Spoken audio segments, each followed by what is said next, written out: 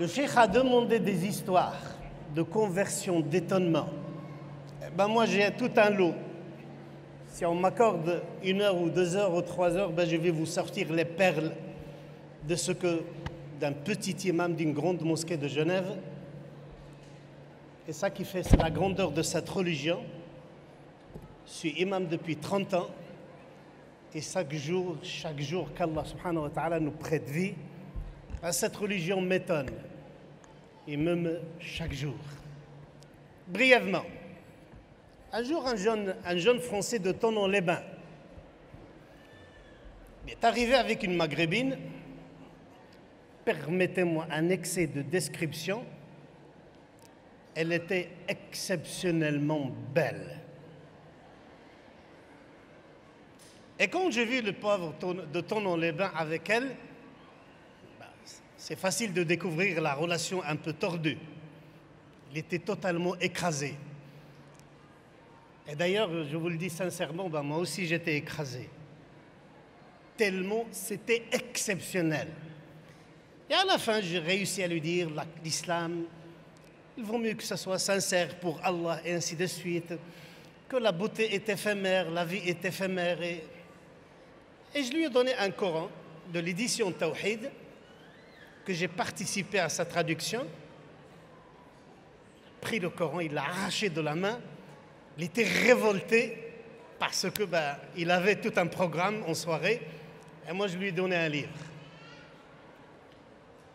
Et il est parti. Et le premier chapitre de cette histoire prend fin ici. Après 1 année, il revient. Et il a mis les mains autour de la porte. Il m'a dit « Merci ». Je dis « Mais pourquoi ?» Il dit « Parce que vous m'avez donné un conseil et j'ai trouvé que ce conseil était utile. Et il m'a énormément aidé. C'est pour ça, je suis musulman. Mais pas grâce à vous, mais grâce à Allah. » Et puis il a voulu partir. Je dis « Mais attendez, où vous allez ?» Essayez au moins de me dire pourquoi et comment. Il a dit, j'ai pas le temps. Moi, j'ai un cours chaque vendredi avec mes jeunes de la mosquée de Genève. Et il est revenu. Et il a raconté son histoire. Je vais vous la raconter comme il nous l'a raconté. Et plutôt comme il nous a tous et toutes écrasés ce jour-là. Il a dit, j'avais un voyage en Thaïlande. Je suis allé à une librairie, j'ai acheté un livre pour passer le temps là-bas en Thaïlande. Il est arrivé là-bas. C'était un week-end. Il a dit, maintenant, je vais lire mon livre, mon roman. Et lorsqu'il était bien installé, il a pris le livre. Et ce n'était pas le roman qu'il a acheté. C'était le Coran que je lui ai donné. Il s'est trompé de couleur parce que le roman aussi était de couleur marron. Il a pris ce livre, il l'a jeté au fond de la chambre, tellement révolté. C'est ce livre-là, c'est ce jour-là qui lui a fait dévier du programme qu'il avait pour la soirée. Et à un moment donné, il a dit le suivant. Moi, le révolté, j'ai senti que ce livre m'attirait, mais d'une manière que je n'arrivais pas à expliquer. Effectivement, j'ai pris le livre, j'ai rien à faire. Les chaînes thaïlandaises étaient soit de leur langue locale, soit l'anglais. Et il a pris ce livre. Voilà ce qu'il a dit. Je me suis rendu compte, il était déjà jour. Et mes yeux pleuraient. C'est la première fois de ma vie que j'ai versé des larmes. Et il a commencé depuis le départ, Al-Fatiha. Et il s'est arrêté dans la sourate que vous venez d'entendre, sourate Maryam, Marie. Il est allé directement le lendemain en Thaïlande et il s'est converti à l'islam. Lorsqu'il a raconté cette histoire, nous on sépare la salle, garçons et filles. Je voyais mes garçons, à peu près une cinquantaine, ils étaient tous écrasés. Ils n'avaient pas le courage de le regarder tellement l'admiration qu'on avait pour ce jeune homme écrasait nos sentiments. Et nos filles le regardaient comme ça. J'avais aucun doute que la totalité, peut-être un peu, la majorité souhaitait qu'il serait un jour leur époux. J'ai un garçon un peu arrogant, un peu fier. Et sur le chemin de la route, il me dit, mon père, Wallah, il m'a dit le siva. Il m'a dit que je me sens comme un crachat. Je dis, pourquoi tu dis ça? Il a dit, parce que je l'ai vu en train de parler de l'islam et il a pleuré. Moi, je ne me rappelle jamais avoir pleuré pour l'islam ou pour Allah subhanahu wa ta'ala. Un autre maghrébin, lorsqu'il a entendu qu'il est devenu musulman, il est venu à sa porte, a frappé à la porte, il ouvre, et elle veut entrer. Il dit, attendez, où vous allez?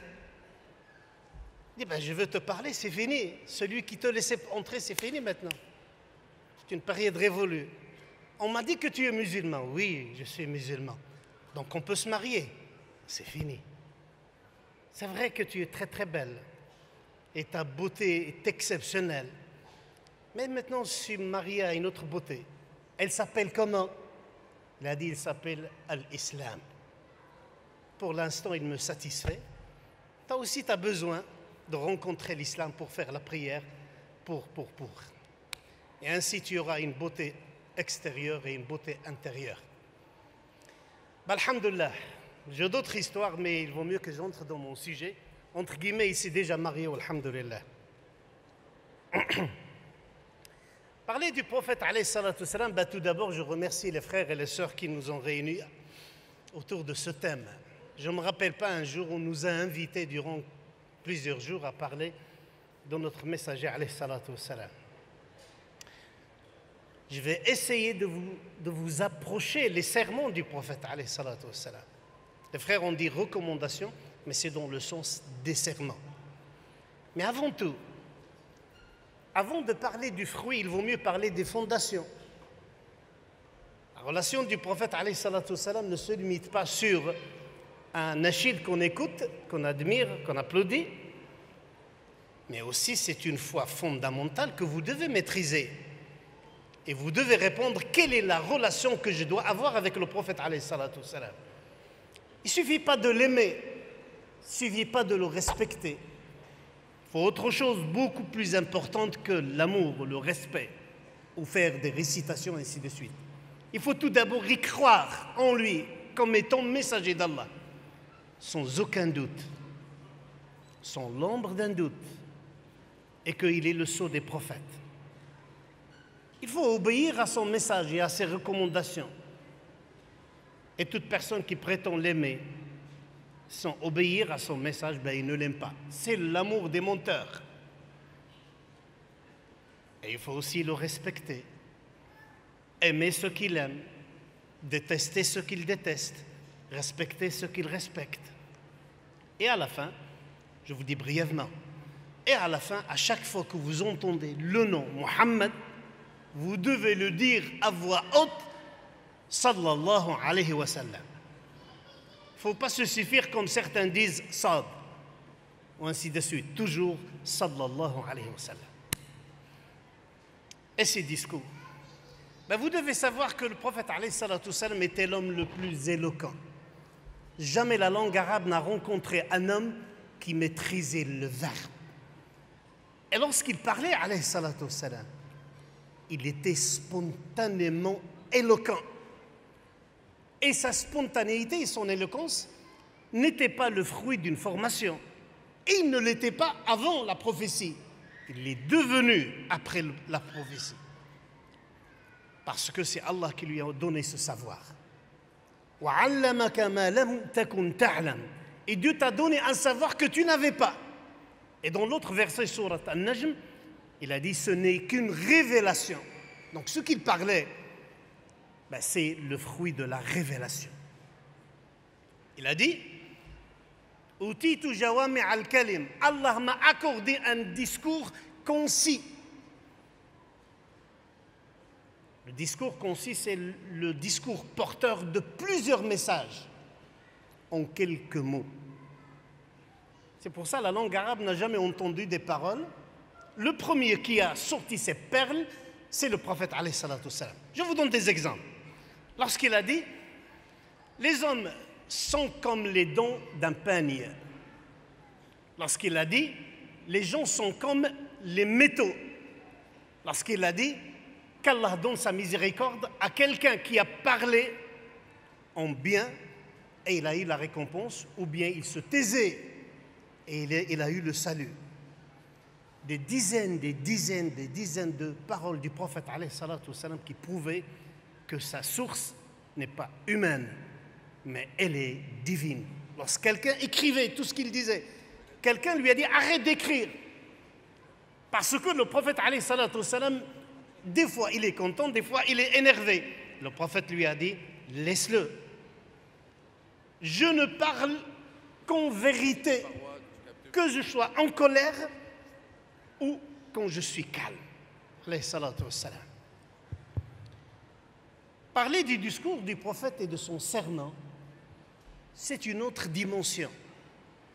Des fois, lorsqu'on regarde où nous vivons, on essaie au maximum d'approcher les musulmans, et nous-mêmes, à vivre son modèle. Des fois, on a de la peine. On a de la peine à transmettre et même à vivre. Un jour, je vous donne cette petite critique qu'un Suisse m'a dit. Il a dit, dites-moi, peut-être les imams sauront certainement de quoi je parle, pourquoi les imams, lorsqu'ils font leur serment, ne sourient jamais? Je dis, bah wallah, c'est vrai. Même si le thème est le thème de joie et de plaisance, des fois nous dégageons une image un peu négative, un peu qui fait peur, au minimum. Et c'est vrai, alayhi salatu wassalam, il n'était pas comme nous. Son discours était un discours vivant, concret. Lorsque nous parlons, lorsque nous faisons notre discours, on est cadré, casé, personne n'a le droit de bouger.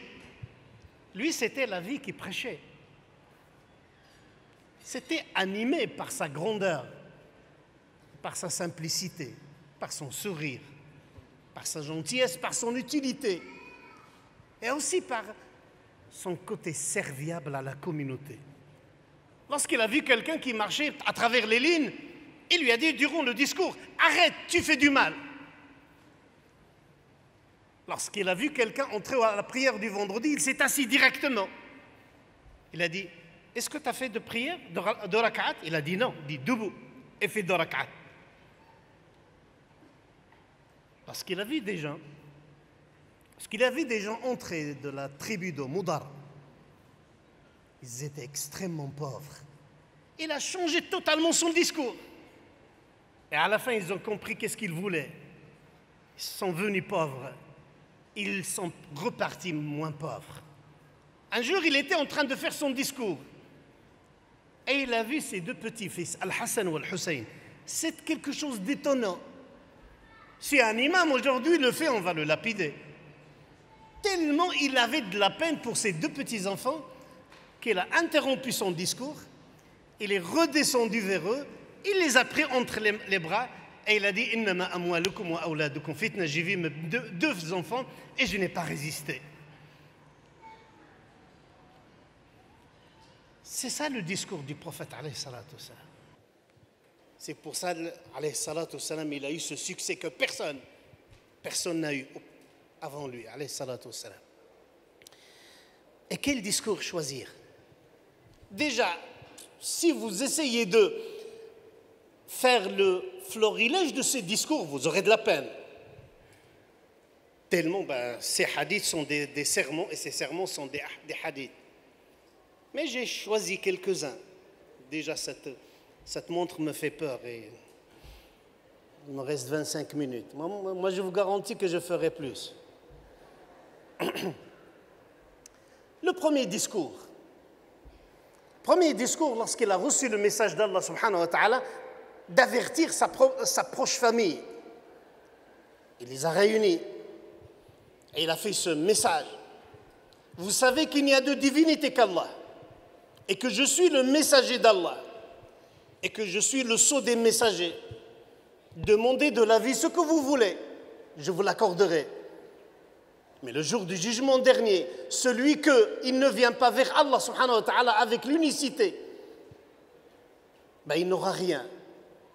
Et il a commencé à nommer les noms des branches de sa famille, les plus loin, jusqu'à celle, la prunelle de ses yeux. Il lui a dit, Fatima, demande de moi ce que tu veux. Mais celui que ses actions l'empêchent d'aller vers le devant, sa filiation ne peut rien lui apporter. C'était une priorité absolue. C'est pour ça que je l'ai choisi en premier lieu. Parce qu'on a constaté que on accorde ce message, cette éducation, ce bien au plus lointain et on oublie sa propre famille. Et c'est un décalage énorme. Et c'est pour ça, acceptez mon conseil fraternel. Tout d'abord, vous devez tout d'abord s'occuper de votre famille. Parce que, comme on dit en arabe, dahrouk, c'est votre dos. C'est cette force qui vous protège et vous préserve. À ce moment-là, vous pouvez aller vers le devant. On peut facilement parler de l'islam, ce que l'islam dit à l'égard de son épouse. Mais c'est meilleur aussi de l'être par rapport à sa femme ou par rapport à ses enfants. Et au moment où le prophète alayhi salatu wassalam, a consolidé sa vie privée, à ce moment-là, il est parti vers Allah subhanahu wa ta'ala. Il est arrivé à Médine. Je fais tout un saut parce qu'à la Mecque, il n'y avait pas beaucoup de serments. Il est arrivé à Médine. Au début, son discours était par rapport à l'unicité qui est venue pour effacer le paganisme, le polythéisme. Mais à Médine, le message a changé, a complètement changé.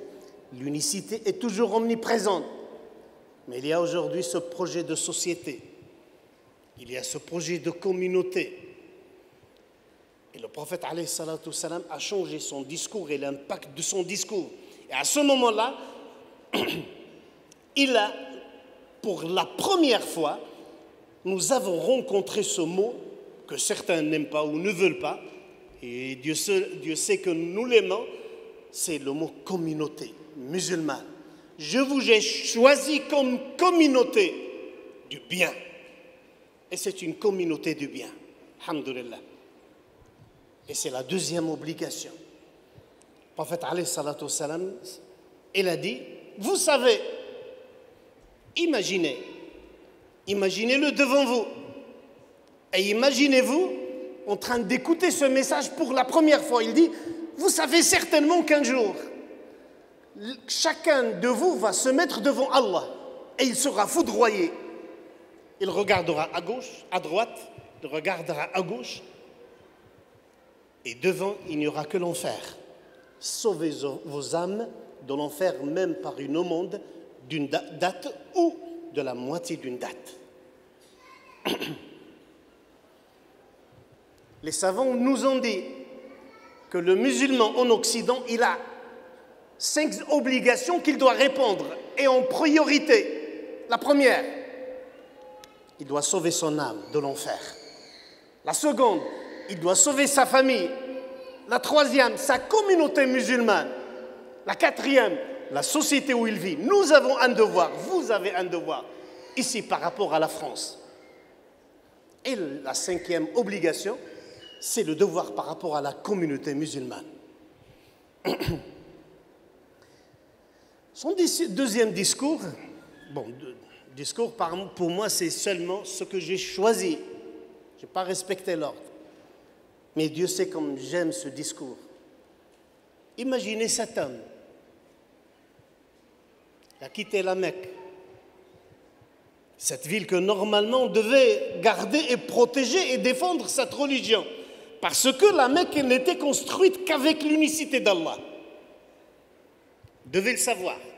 Que At-Tawhid, la religion islamique, était avant la ville, avant la société. avant les civilités. Il y avait déjà At-Tawhid avant, à travers l'installation de Hajar et son fils Ismaïl.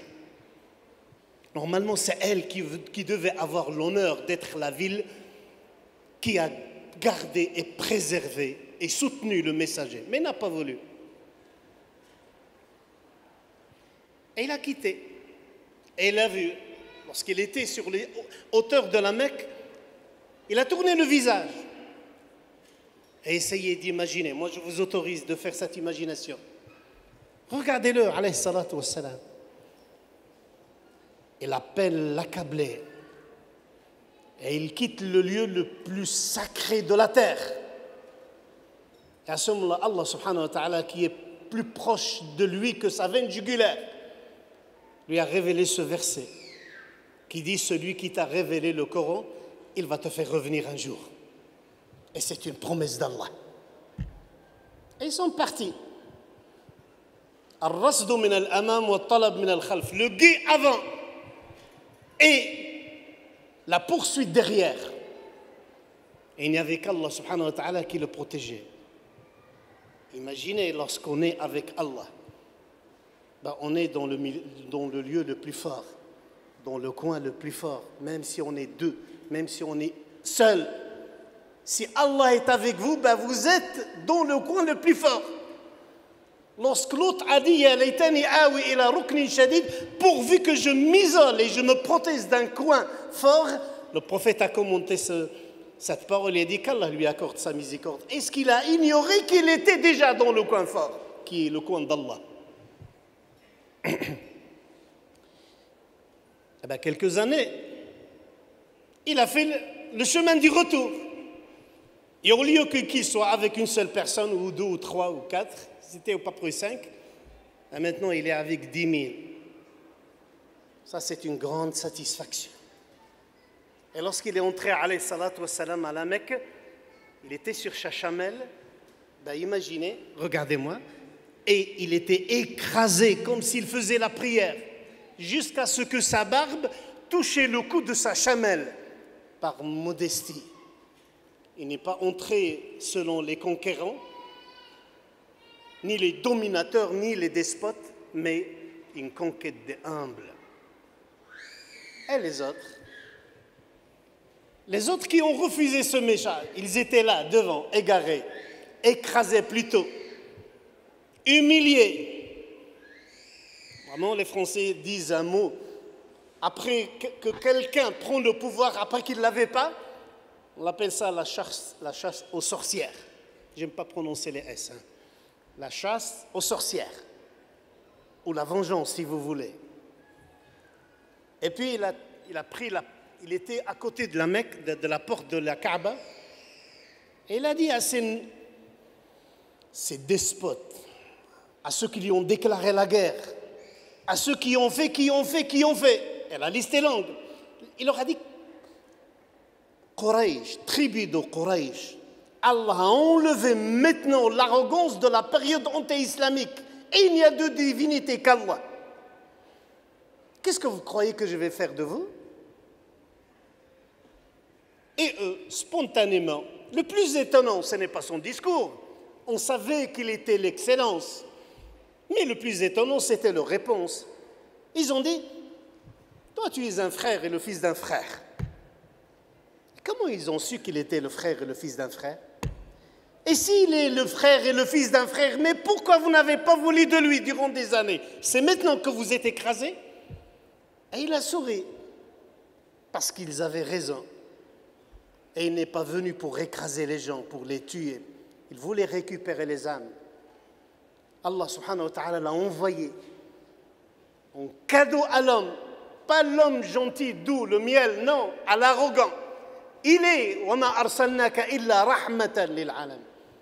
Donc la miséricorde d'Allah subhanahu wa ta'ala s'est métamorphosée dans son comportement. Et puis il a dit le suivant. Il a dit: idhabu fa antum at-tulaqa. Partez, vous êtes libres. Donnez-moi quelqu'un qui a subi ce qu'il a subi, et à la fin il leur dit: vous êtes libres, vous avez raison, je suis un frère. Et ils sont partis. Ça, c'est la vraie valeur du pardon.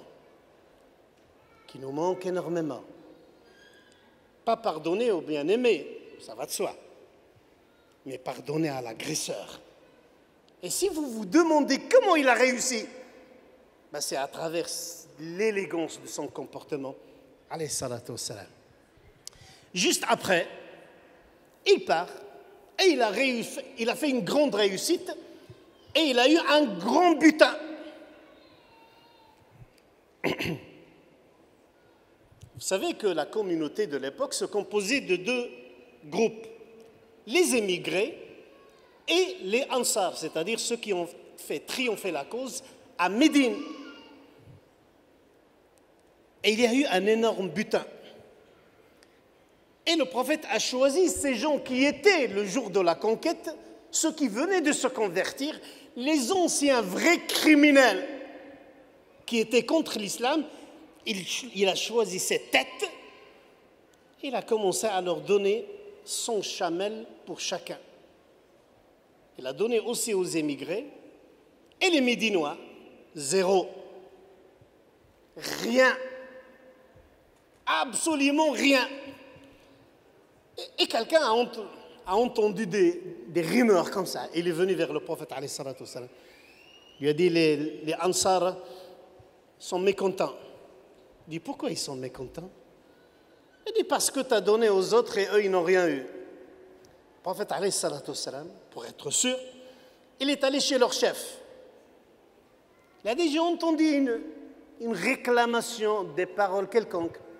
Il dit, oui, messager d'Allah. Et toi, qu'est-ce que tu penses? Toi, le chef du groupe. Et c'est quelqu'un, c'est du gros calibre. Nous lui devons, après Allah et son messager, énormément. C'est le chef de Médine. Et il a eu le courage, l'honnêteté de dire, mon avis, c'est comme l'avis de ma ville. Moi aussi, je pense la même chose. La première fois que tu as rencontré les siens, les Mécois, tu leur as accordé, et nous, on n'a rien. Et le prophète sallallahu a dit, soit, rassemble ta tribu. Et ils étaient là. Certains Mécois ont voulu venir, il les a empêchés. D'autres, ils étaient autorisés. Et maintenant, c'est entre nous. On va régler l'affaire entre nous maintenant. J'avais pensé que vous avez compris. Mais vu que vous n'avez pas compris, ben je vais essayer de vous faire comprendre. Maintenant, c'est mon interprétation. Il a dit le suivant. Ansar, est-ce que vous n'étiez pas pauvres et Allah vous a enrichi grâce à ma venue? Ils ont dit oui. Est-ce que vous n'étiez pas égarés et Allah subhanahu wa ta'ala vous a guidés grâce à ma venue? Ils ont dit oui.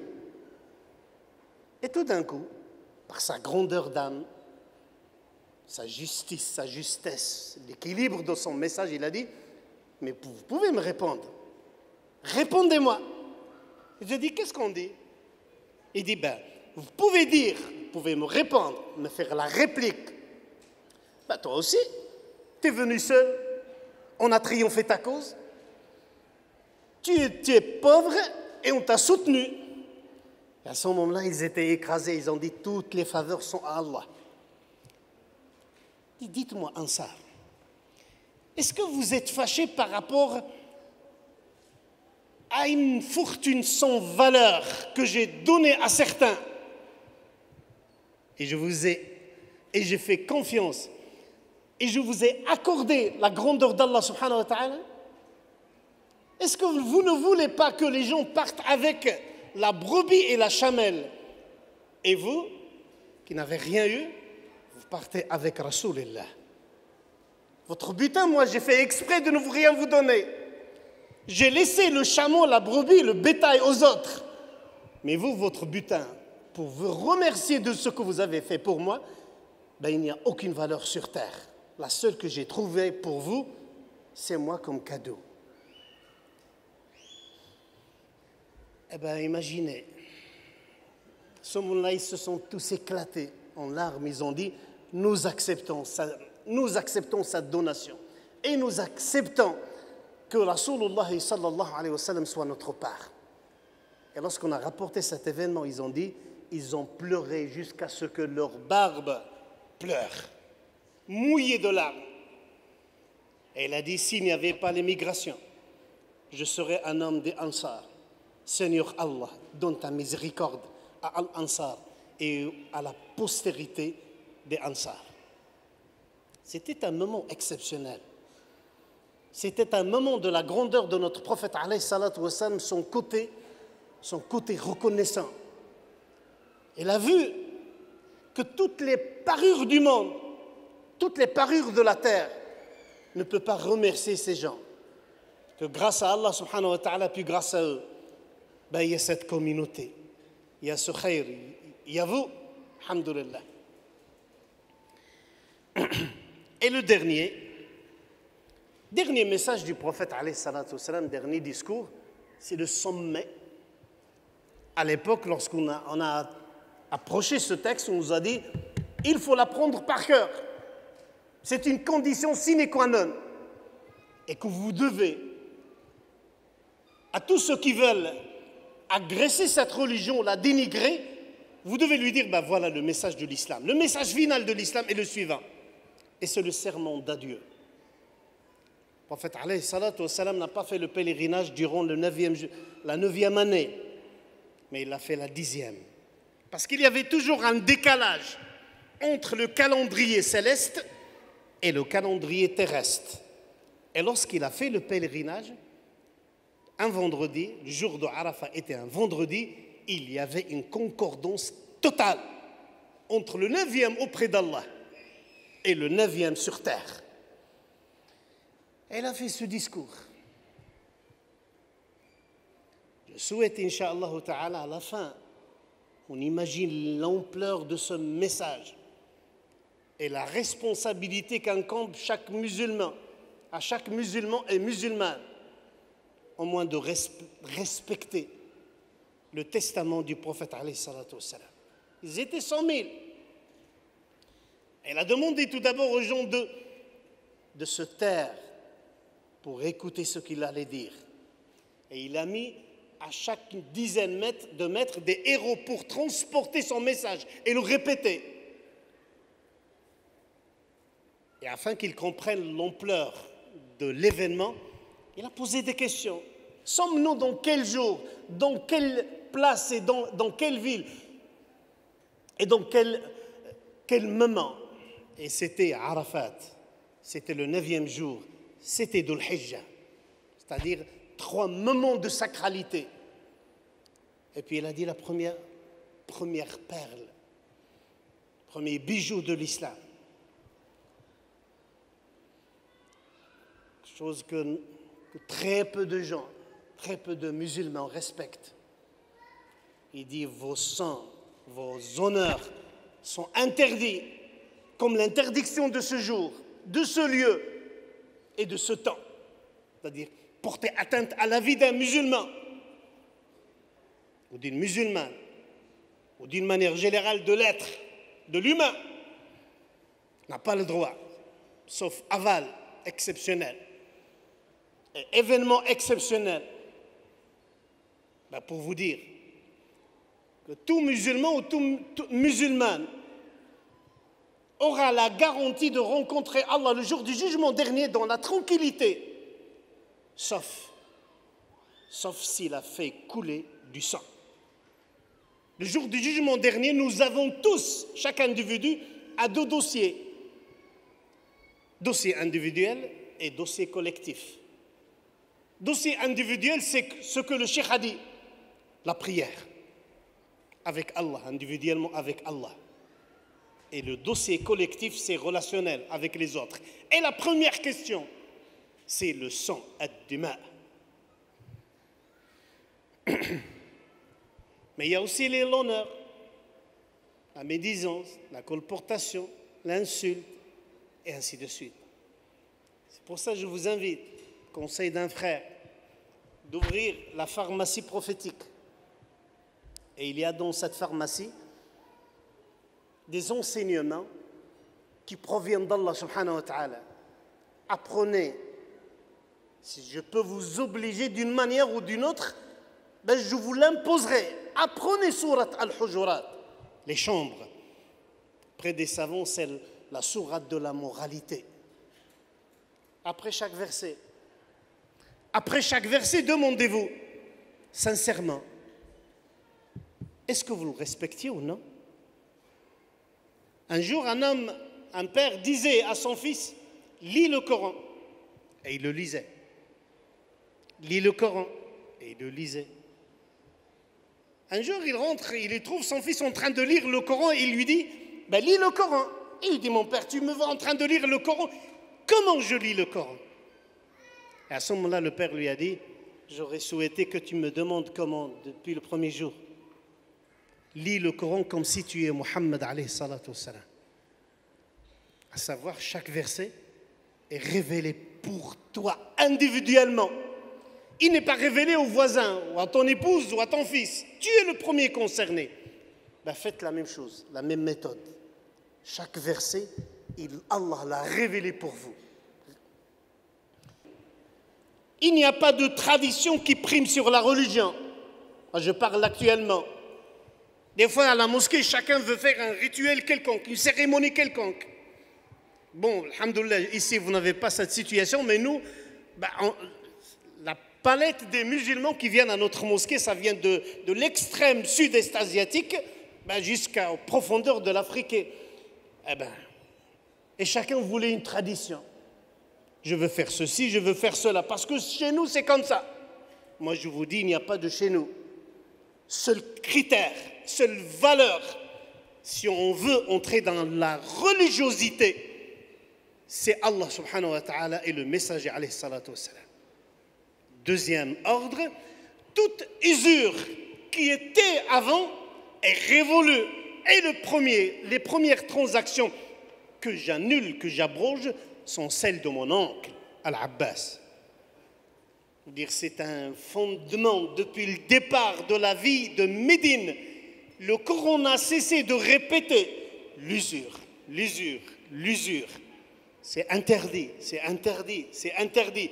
Et à la fin, il a dit aussi c'est interdit. À vous de choisir.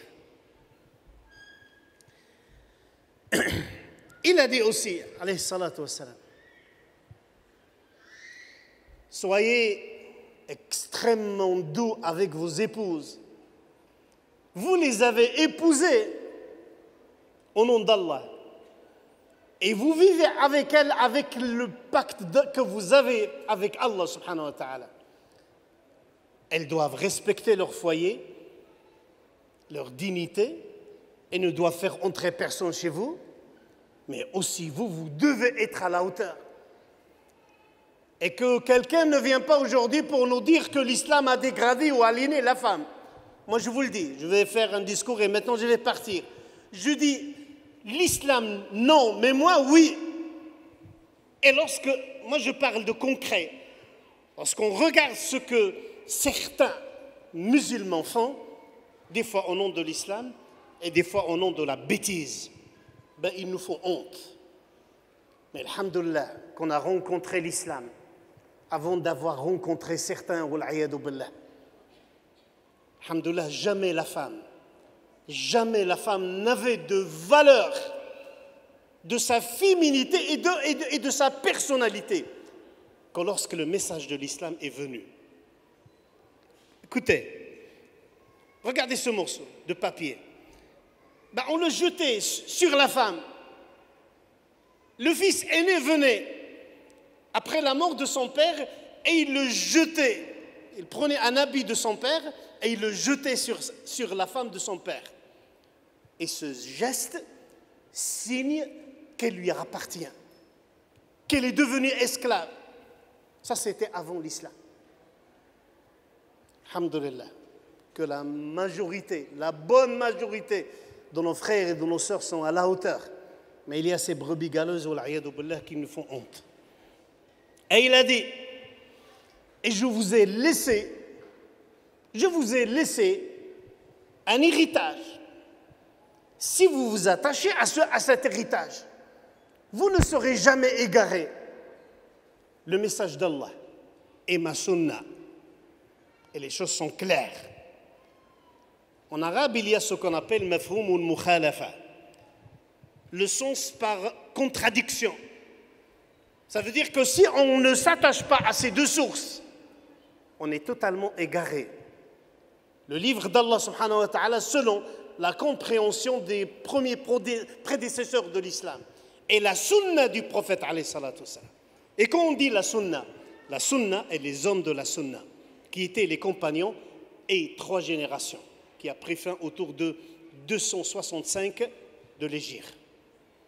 Ça, c'est notre référence. C'est nos valeurs.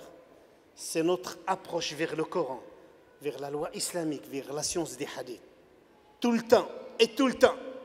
Des fois, ça peut arriver qu'on chute, qu'on ne respecte pas, on est pris par la tentation ou une volonté quelconque, qu'on n'est pas à la hauteur. Et pour justifier sa chute, on commence à justifier des choses et à extrapoler des idées contraires au livre et à la sunna. Moi, je vous dis, on sait qu'on est tous fautifs, mais au moins soyez sincères. Dites que c'est obligatoire, dites que c'est interdit, mais je suis faible. Et je demande à Allah subhanahu wa ta'ala qu'il m'accorde, Inch'Allah, la force pour le respecter. Je parle des pratiques de l'islam, des obligations, du voile. Au moins, ayez le courage de ne jamais contester la validité ou la valeur du texte. Mais acceptez-le comme tel. Et après, Allah subhanahu wa ta'ala va vous accorder. Parce que contester, des fois, ça fait perdre l'étiquette même de l'islam. Mais reconnaître, vous cramponnez dans le sol islam, même avec fragilité. Il a dit, sur la presqu'île arabique, Ash-Shaytan, Satan a désespéré qu'il soit adoré. C'est fini. Il a perdu la bataille. Jamais Satan ne sera adoré. Mais il est satisfait d'autre chose. Il y a 2 versions.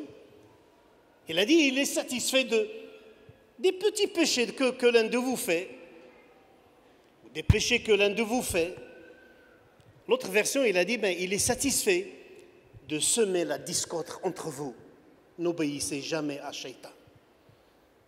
Et la plus grave des disputes, c'est le divorce. Lorsqu'on rapporte à Shaitan, ses élèves, ses enfants, ses disciples, lui font le rapport nocturne, le soir au retour. Chacun lui dit, voilà ce que j'ai fait. Le premier lui dit, j'ai attaqué un tel jusqu'à ce qu'il boit l'alcool. Et il lui répond, t'as rien fait. Demain, il va faire le repentir et Allah va lui pardonner. L'autre arrive, il lui dit, j'ai agressé l'autre j'ai écrasé l'autre jusqu'à ce qu'il fornique. Il dit, t'as rien fait. Demain, il va faire le repentir. Laisse-moi tranquille.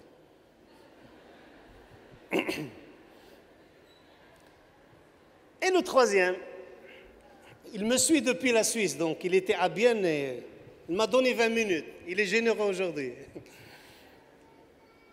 Et le troisième arrive, il lui dit, toi, qu'est-ce que tu as fait? Il a dit, moi, je suis allé vers un tel. Et j'ai commencé à l'induire en erreur jusqu'à ce qu'il divorce sa femme.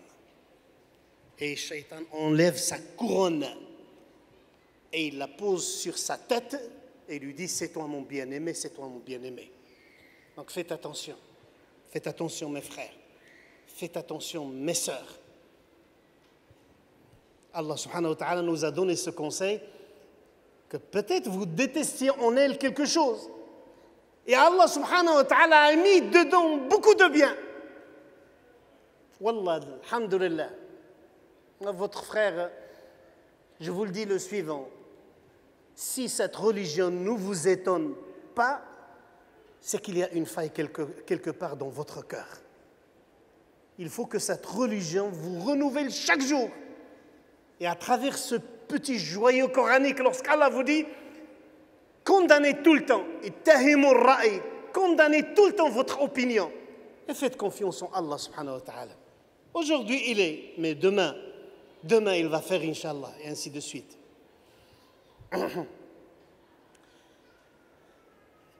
Et à la fin, pour satisfaire notre frère, il a dit le suivant, et Allah va vous demander Allah va vous demander, est-ce que je vous ai transmis le message? Et ils ont dit, oui, tu nous as transmis. Et le prophète a fait ce geste. Et je le fais à votre égard. Je ne prétendrai jamais sa place, hasha wa kalla, milliards de fois, mais notre devoir, c'est vivre sa vie et faire comme il a fait. Et recommander ce qu'il a recommandé, interdire ce qu'il a interdit. Il a levé ce doigt, il a dit, je te prends Allah comme témoin, et il le faisait sur l'assistance, comme ça. Savoir ce que vous avez lu, ou vous allez relire, ou lire à l'avenir, ce que vous avez entendu aujourd'hui, demain, et ainsi de suite, ben vous êtes toujours responsable et témoin de le vivre en premier lieu, mais surtout, et aussi plutôt, aussi de le prêcher. Je vais finir par un événement. On nous a dit, ça c'est le petit four de la fin. Le plat consistant, j'ai essayé de vous le donner. Et le dessert, c'est à la fin. Le dessert, c'est un jour. Et c'était à la fin de sa vie. Il a dit, j'aimerais bien rencontrer mes frères. Et l'assistant, étonné, lui a dit, est-ce qu'on n'est pas tes frères? Il a dit, non. Vous êtes mes compagnons. Mais mes frères, ceux qui viendront après, à savoir vous et d'autres, ceux qui viendront après, et ils vont trouver un livre abandonné et une sunna ignorée, ils vont donner la vie au livre et à la sunna. J'aimerais bien rencontrer mes frères. Le hadith est rapporté selon différentes versions. C'est celle-là la première que j'ai appris lorsque j'étais encore un petit adolescent dans les ruelles de Casablanca. Plutôt on l'a appris pour dire, ben voilà, lui il aimerait bien te rencontrer. Il aimerait bien te voir, te saluer. Il aimerait bien que tu t'assieds à côté de lui, il va te donner la breuvage du paradis. Il va te servir. Nous, le minuscule, même pas une virgule, on n'est rien. Et c'est lui, alayhi salatu wassalam, qui va te donner à boire. Il va te servir. C'est pour ça, faites comme lui. Soyez sur son chemin. Obéir à Allah subhanahu wa ta'ala. Suivre la sunna du prophète alayhi salatu wassalam. Et venez avec des tonnes d'espoir. Quelques grammes de pratique. Et des tonnes d'espoir. Et vous serez avec lui, incha'Allah ta'ala. Barakallahu fikum.